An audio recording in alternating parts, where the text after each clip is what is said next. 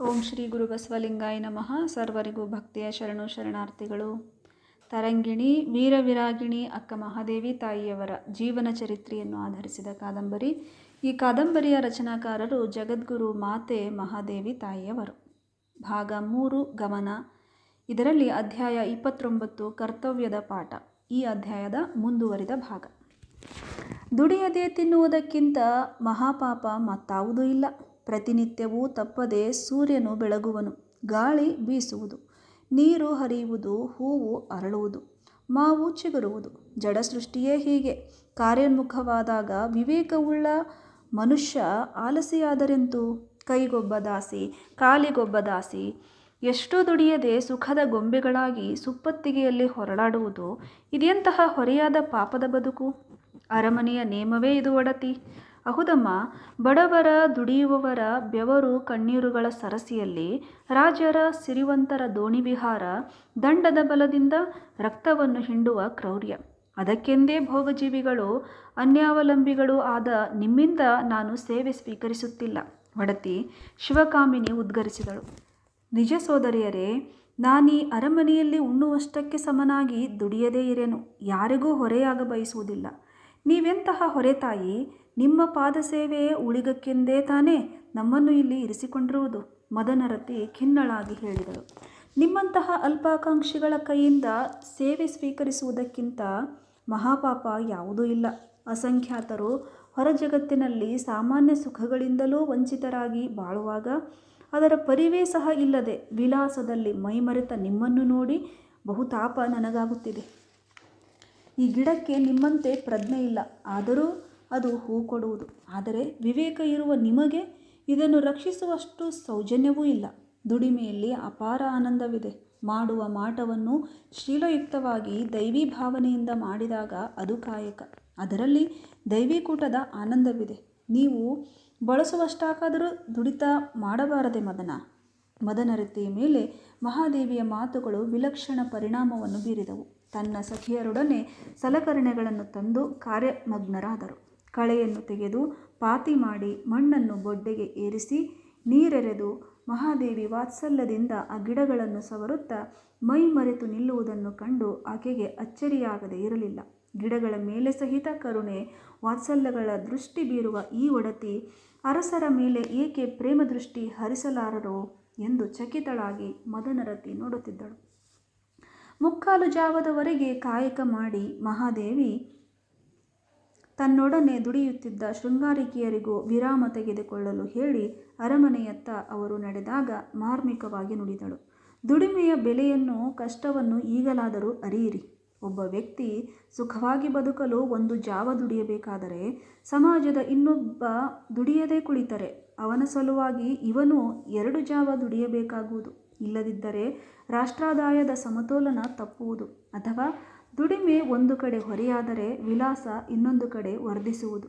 ಅದರಿಂದಾಗಿ ಶ್ರಮಿಕ ದುಡಿದು ಹತಾಶನಾದರೆ ವಿಲಾಸಿ ದುಡಿಯದೆ ಸಮಾಜಕ್ಕೆ ಹೊರೆಯಾಗುವನು. ಅಹುದು ಒಡತಿ, ನಮ್ಮ ಕಣ್ಣು ತೆರೆಯಿತೆಂದು ಮದನರತಿ ಹೇಳಿದಳು. ಬಿಸಿಲಿನಲ್ಲಿ ದುಡಿದು ಉತ್ಸುಕ ಚೇತನಳಾದ ಮಹಾದೇವಿ ಉದ್ಯಾನದ ಮರವೊಂದರ ಕೆಳಗೆ ವಿಶ್ರಾಂತಿಗಾಗಿ ಬೊಡ್ಡೆಗೊರಗಿ ಕುಳಿತಳು. ಬೀಸಿ ಬಂದಪ್ಪುವ ತಂಗಾಳಿ ಬೆವರಿದ ಶರೀರವನ್ನು ಸಾಂತ್ವನಿಸುತ್ತಿತ್ತು. ಆ ವಾತಾವರಣ ಬಹಳಷ್ಟು ಪ್ರಿಯವೆನಿಸಿ ಸವಿಯುತ್ತಿರುವಾಗಲೇ ಅದಕ್ಕೂ ವಿಘ್ನ ಬಂದಿತು. ಕೌಶಿಕನ ಆಗಮನದಿಂದ. ಮಹಾದೇವಿಯನ್ನು ಕಾಣಲು ಪ್ರಶಾಂತ ಭವನಕ್ಕೆ ಕೌಶಿಕನು ಆಗಮಿಸಿದಾಗ ಆಕೆಯ ಕಾಯಕ ಮಾಡಲು ತಮಗೆಲ್ಲ ಬೋಧಿಸಿ ತಾನೂ ಬಿಸಿಲಿನಲ್ಲಿ ದುಡಿದದ್ದನ್ನು ಮದನರತಿ ಬಣ್ಣಿಸಿದಳು. ಅಚ್ಚರಿಗೊಂಡ ಕೌಶಿಕ ಹಾಗೆ ಮಾಡುವುದು ಉಚಿತವಲ್ಲವೆಂದು ಬುದ್ಧಿ ಹೇಳಲಿಕ್ಕೆ ಆಕೆಯನ್ನು ಅರಸುತ್ತಾ ಉದ್ಯಾನಕ್ಕೆ ಬಂದನು. ತಂಗಾಳಿಗೆ ಮೈಯೊಡ್ಡಿ ಗಿಡದ ಬೊಡ್ಡೆಗೊರಗಿ ತನ್ಮಯಳಾಗಿ ಕುಳಿತ ಆಕೆಯ ಆ ನಿಲುವು ಬಹಳಷ್ಟು ಪ್ರಿಯವೆನಿಸಿತು. ಮೆಲ್ಲನೆ ಮುಂದೆ ಹೆಜ್ಜೆ ಇರಿಸುತ್ತಾ ಸಾಗಿ ಮಹಾದೇವಿ ಎಂದ. ಅತ್ಯಂತ ಆಹ್ಲಾದಕರ ವಾತಾವರಣವನ್ನು ಸವಿಯುತ್ತಾ ಏಕಾಂತದಲ್ಲಿ ತಾನಿರುವಾಗ ಅದಕ್ಕೆ ಭಂಗ ತರುವಂತೆ ರಾಜನು ಬಂದುದು ಬಹಳಷ್ಟು ಅಪ್ರಿಯವಾಯಿತು. ಆದರೂ ಸಭ್ಯತೆಯನ್ನು ಮೀರಲಾರದೆ ಎದ್ದು ನಿಂತಳು. ಇದೇನು ದೇವಿ, ಇಂತಹ ಬಿಸಿಲಿನಲ್ಲಿ ಸುಕೋಮಲ ಶರೀರವನ್ನು ದಣಿಸಿದೆಯಂತೆ? ಅರಸಿಯಾದ ನೀನು ದುಡಿಯುವುದೇ? ದುಡಿಯಲಿಕ್ಕೆಂದೇ ದೇವನು ಕೊಟ್ಟ ದೇಹವಿದು. ತಮ್ಮ ಅರಮನೆಯಲ್ಲಿ ಉಣ್ಣುವ ಪ್ರಸಾದ ಋಣವನ್ನಾದರೂ ನಾನು ತೀರಿಸಬಾರದೆ? ಮಹಾದೇವಿ ಮುಗುಳ್ನಗುತ್ತಾ ಹೇಳಿದಾಗ ಕೌಶಿಕನ ಮುಖ ಬಾಡಿಹೋಯಿತು. ಇಂತಹ ಮಾತನಾಡದಿರು ಮಹಾದೇವಿ. ಈ ಸಮಸ್ತ ನಾಡಿನ ಅರಸ ನಿನ್ನವನಾದಾಗ ಇದೆಲ್ಲವೂ ನಿನಗೇ ಅರ್ಪಿತ. ನಿಮ್ಮ ಔದಾರ್ಯಕ್ಕಾಗಿ ನಿಜಕ್ಕೂ ಚಿರಋಣಿ. ಆದರೆ ಇವೆಲ್ಲವನ್ನೂ ನೀವೆಂತೂ ಅರ್ಪಿಸಬಲ್ಲಿರಿ? ಎಲ್ಲವನ್ನೂ ಕೊಟ್ಟವನು ದೇವರು, ಪಡೆದವರು ಪ್ರಜೆಗಳು, ರಕ್ಷಿಸುವವರಷ್ಟೇ ನೀವು. ಇದು ತಾತ್ಕಾಲಿಕ ಒಡೆತನ, ಹಸನ್ಮುಖಿಯಾಗಿ ನುಡಿದಳು. ನಿನ್ನನ್ನು ಮಾತಿನಲ್ಲಿ ಸೋಲಿಸುವ ಧೈರ್ಯ ನನಗಿಲ್ಲ ದೇವಿ. ಈ ಲೋಕದಲ್ಲಿ ದುಡಿಯದೇ ಸುಖಿಸುವ ಹಕ್ಕು ಯಾರಿಗೂ ಇಲ್ಲ. ಏಕೆಂದರೆ ದುಡಿದು ಪಡೆದುದು ಅಮೃತ, ದುಡಿಯದೆ ಪಡೆದುದು ಹಾಲಾಹಲ ಅಲ್ಲವೇ ಮಹಾಪ್ರಭು? ಮಹಾದೇವಿ, ನಿನ್ನಲ್ಲಿ ನನ್ನದೊಂದು ಭಿನ್ನಹ. ಏಕಾಂತದಲ್ಲಿರುವಾಗಲೂ ಮಹಾರಾಜ, ಮಹಾಪ್ರಭು ಎಂದೇಕೆ ಕರೆಯುವೆ? ದಯಮಾಡಿ ನೀನು ಈ ಸಂಬೋಧನೆ ಮಾಡಬೇಡ ದೇವಿ. ಆತ್ಮೀಯತೆಯಲ್ಲಿ ಈ ಗೌರವ ಸಂಬೋಧನೆ ಉಳಿಯದು. ವಧೂವರರ ಮಧ್ಯೆ ಹಿಡಿಯುವ ಅಂತಃಪಟದಂತೆ ಈ ಸಂಬೋಧನೆಗಳು ಅಪ್ರಿಯವಾದವು. ಪ್ರಿಯಾ ಎನ್ನುವ ದನಿಯನ್ನು ಕೇಳಿಸಬಾರದೆ ದೀನನಾಗಿ ನುಡಿದ. ಕ್ಷಮಿಸಿ ಮಹಾಪ್ರಭು. ಈ ನಾಲಿಗೆ ಆ ನುಡಿಯನ್ನು ಕೇವಲ ಶಿವನಿಗಾಗಿ ಮೀಸಲಿಟ್ಟಿದೆ. ಈ ಜನ್ಮದಲ್ಲಿ ಅದು ಎಂದೂ ಬೇರೊಬ್ಬರಿಗೆ ನುಡಿಯಲಾರದು.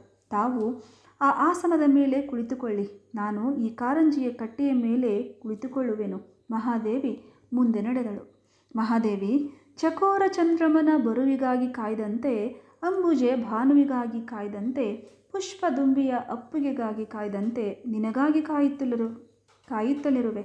ಆದರೆ ನಿನಗೆ ಕರುಣೆ ಬರಲೊಲ್ಲದು. ನನ್ನಂತಹವನನ್ನು ಕಂಡೂ ಸಹ ನಿನ್ನ ಮನಸ್ಸು ವಿಚಲಿತವಾಗದೆ, ನೀನು ಹೆಣ್ಣಲ್ಲವೋ? ಹೆಣ್ಣಿನ ಕಾಮನೆಗಳಿಲ್ಲವೇ? ಅಥವಾ ಹೃದಯವೇ ಇಲ್ಲವೋ? ನಿಜ ಪ್ರಭು, ನಾನು ಹೆಣ್ಣು, ಆದರೆ ನನ್ನಲ್ಲಿ ಹೆಣ್ತನವಿಲ್ಲ. ಹೃದಯವಿದೆ, ಆದರೆ ಅದರಲ್ಲಿ ಭಕ್ತಿರಸವನ್ನು ಉಳಿದು ಬೇರಾವುದಕ್ಕೂ ಎಡೆಯಿಲ್ಲ. ಆ ಚನ್ನಮಲ್ಲಿಕಾರ್ಜುನ ನನ್ನ ಸರ್ವಸ್ವವನ್ನೂ ಸೂರೆ ಮಾಡಿದ್ದಾನೆ. ಮತ್ತಾರಿಗೂ ಕೊಡಲಿಕ್ಕೂ ನನ್ನದೆಂಬುದು ಏನೂ ಉಳಿದಿಲ್ಲ. ಅವನ ಅಸ್ಥಿಯನ್ನು ಬೇರೆಯವರಿಗೆ ಸಲ್ಲಿಸಿದರೆ ನನಗೆ ಜನ್ಮಾಂತರ ತಪ್ಪದು. ಪಾಪವು ಕಟ್ಟಿಟ್ಟದ್ದು. ಹೋ ಪಾಪ, ಪುಣ್ಯ, ಪುನರ್ಜನ್ಮ, ಜನ್ಮಾಂತರ ಎಲ್ಲ ಸುಳ್ಳು ಮಹಾದೇವಿ. ಬಾಳಿನ ಸುಖವನ್ನು ಅನುಭವಿಸಲಾರದ ಹೇಡಿಗಳಿಗೆ ಇವೆಲ್ಲ ಸರಿ. ಯೌವನ ಇರುವಾಗ ಸಾಧ್ಯವಿದ್ದಷ್ಟು ಸುಖವನ್ನೂ ಹೀರಬೇಕು. ಆಮೇಲೇನು? ಆಯುಷ್ಯ ತೀರಿದಾಗ ಸಾಯಬೇಕು. ಒಂದು ಪಕ್ಷಿ ಹಾರುತ್ತಿದೆ, ಎಲ್ಲಿಂದ ಬಂತು ಗೊತ್ತಿಲ್ಲ, ಎಲ್ಲಿಗೆ ಹೋಗುವುದೂ ಗೊತ್ತಿಲ್ಲ. ಹಾಗೆಯೇ ಈ ಬದುಕು. ಜೀವ ಪಕ್ಷಿಯ ಆದಿ ಗೊತ್ತಿಲ್ಲ, ಅಂತ್ಯವೂ ಗೊತ್ತಿಲ್ಲ. ಮಧ್ಯಂತರದ ಬದುಕಷ್ಟೇ ಗೊತ್ತು. ಕಾಣುವ ಸುಖ ಬಿಟ್ಟು ಕಾಣದ ಸುಖಕ್ಕೆ ಕೈಚಾಚುವುದು ಮೂರ್ಖತನವಲ್ಲವೇ? ಕೌಶಿಕನು ಹೇಳಿದ. ಹಾಗಲ್ಲ, ಪ್ರತಿಯೊಂದು ಕಾರ್ಯಕ್ಕೊಂದು ಕಾರಣ, ಕಾರಣಕ್ಕೊಂದು ಪರಿಣಾಮ ಇರುವಂತೆ ಈಗಿನ ಬದುಕಿಗೊಂದು ಕಾರಣ, ಈ ಬದುಕಿಗೊಂದು ಪರಿಣಾಮ ಇದ್ದಿರಲೇಬೇಕು.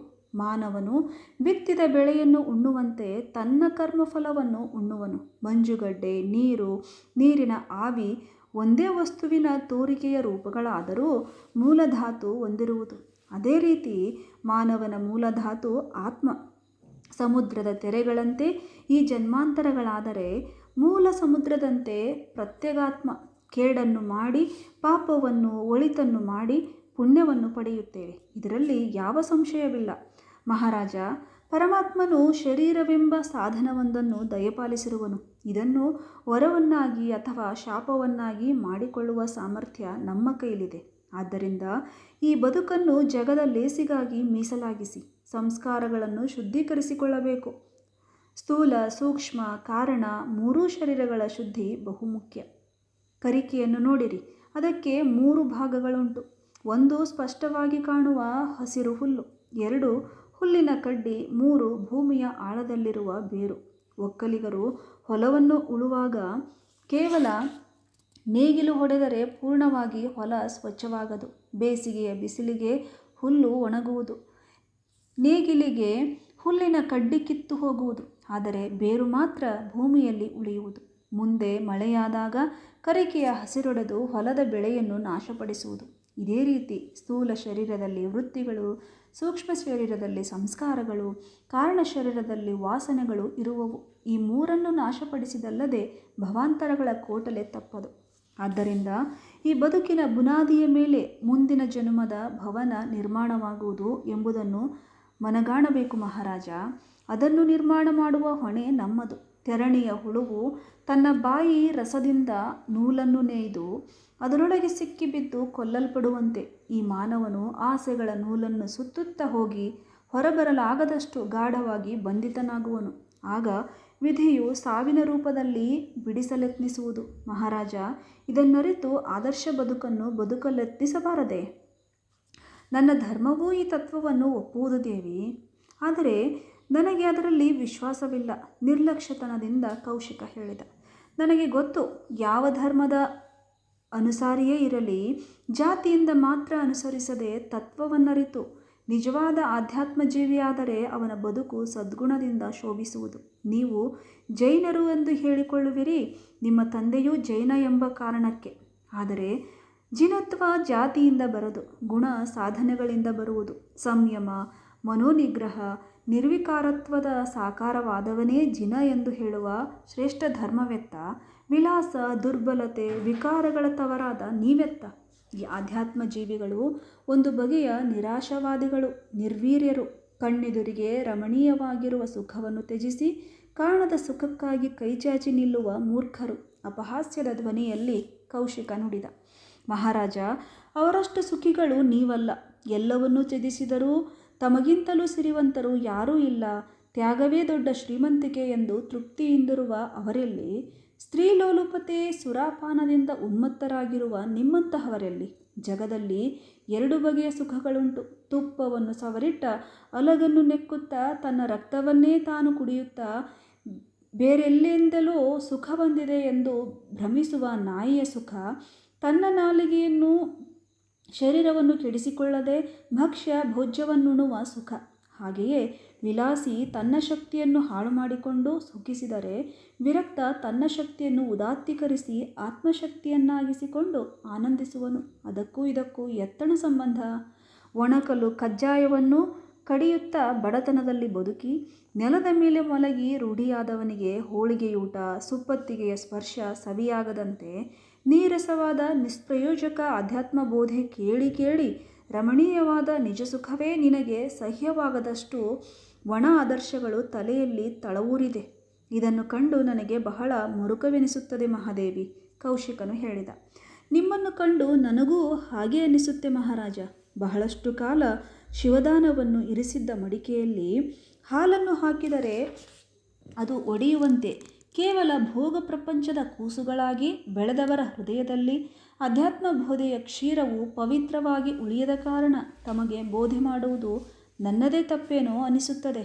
ಮಹಾದೇವಿ ರಾಜನಿಗೆ ಹೇಳಿ ತನ್ನಲ್ಲಿ ಅಂದುಕೊಂಡಳು. ಇಲಿಯನ್ನು ತಿಂದು ರುಚಿ ಕಂಡ ಬೆಕ್ಕಿಗೆ ಹಾಲು ಸವಿಯಾಗದಂತೆ ವಿಷಯಾಸಕ್ತನಿಗೆ ಸಂಯಮ, ವೈರಾಗ್ಯಗಳ ಕ್ಷೀರವು ಪ್ರಿಯವೆನಿಸುವುದು ಕಷ್ಟಕರ.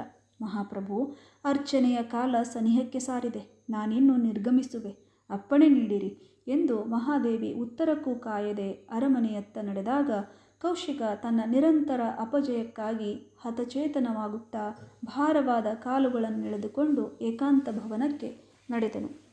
ಕೇಳಿದ್ರಲ್ಲ ಸ್ನೇಹಿತರೆ, ಇದು ಆಗಿತ್ತು 29ನೆಯ ಅಧ್ಯಾಯದ ಮುಂದುವರೆದ ಭಾಗ.